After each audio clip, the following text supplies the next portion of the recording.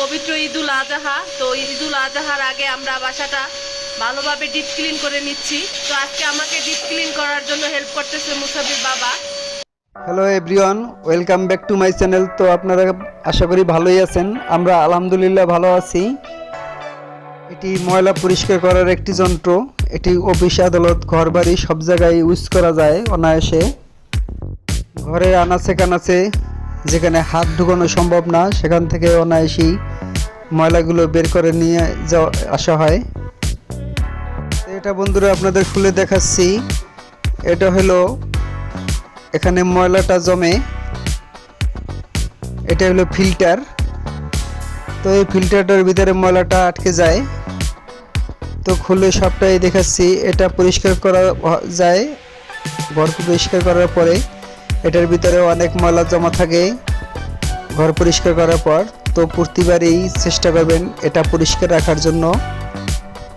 এটার দাম তেমন একটা বেশি না, তাই আপনাদের সাথে শেয়ার করছি। এটা সবার পক্ষেই কেনা সম্ভব চেষ্টা করলে। তো এটা দিয়ে ঘর যে কত সুন্দরভাবে পরিষ্কার করা যায়, তো আপনাদের দেখাবো এটা দিয়ে কিভাবে সুন্দরভাবে পরিষ্কার করে নিলাম।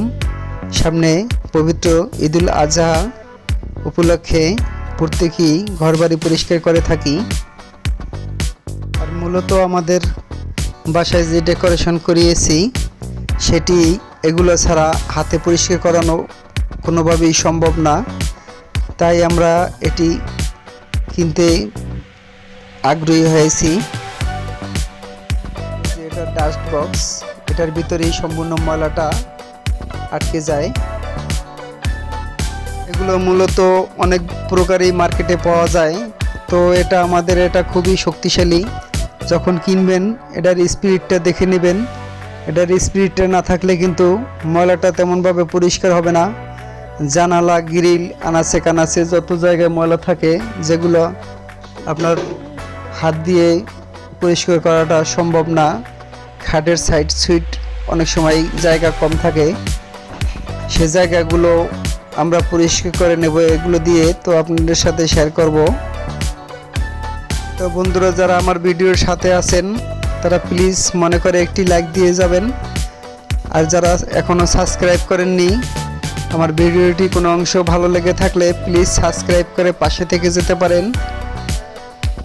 তো বন্ধুরা লাইক দিতে ভুলবেন না। আপনার লাইক অনেকটাই আমার জন্য মূল্যবান। আর এ পর্যন্ত যারা ভিডিওটি দেখে লাইক দিয়েছেন তাদেরকে অসংখ্য অসংখ্য ধন্যবাদ। এখন আল্লাহর রহমতে সব কিছুই কেনা সম্ভব, সবই আল্লাহ তাআলার ইচ্ছে। কারণ কোনো এক সময় ঢাকা শহরে খালি হাতে এসেছি, তখন কিছুই ছিল না, শুধু ছিল দুটো হাত পা আল্লাহ যেটা দিয়েছে। তো সেটা দিয়ে অনেক পরিশ্রমের মাধ্যমে অনেক চেষ্টা করে এ পর্যন্ত আসতে সক্ষম হয়েছি। তো আপনাদের দোয়া কামনা করছি। তো মুসাবির আম্মুকে দেখিয়ে দিচ্ছি এটা কিভাবে ইউজ করবে। তো সে আশা করি পেরে গেছে। তো এভাবেই এটা ফিটিং করতে হবে। তো এখানে 4-5টা এক্সট্রা পাইপ দেওয়া আছে। যদি বেশি উচ্চতা হয় তাহলে পাইপ জোড়া দিয়ে এটা অনায়াসেই ফ্লোরে দাঁড়িয়ে থেকে পরিষ্কার করে নেওয়া যায়। যে কোনো কাজে, যে কোনো কর্মে মন দিলে, পরিশ্রম দিলে একদিন সুফল আসবেই ইনশাআল্লাহ। তো সবাইকেই বলছি যে কোনো কাজে মনোযোগ দিবেন, পরিশ্রম করবেন, তাহলে একদিন সুফল পাবেন। আমাদের আল্লাহ তাআলা কাউকেই টাকা পয়সা দিয়ে দুনিয়াতে পাঠায়নি, সবই নিজের ইচ্ছা থাকলে আল্লাহ তাআলা একদিন আপনার মনের আশা পূরণ করবেই। আপনারা অন্তত আগ্রহ থাকতে হবে যে একদিন টাকা পয়সা জমিয়ে কিছু ভালো একটা পজিশনে যাব, সে আশাটা আপনার ভিতরে অন্তত থাকতে হবে।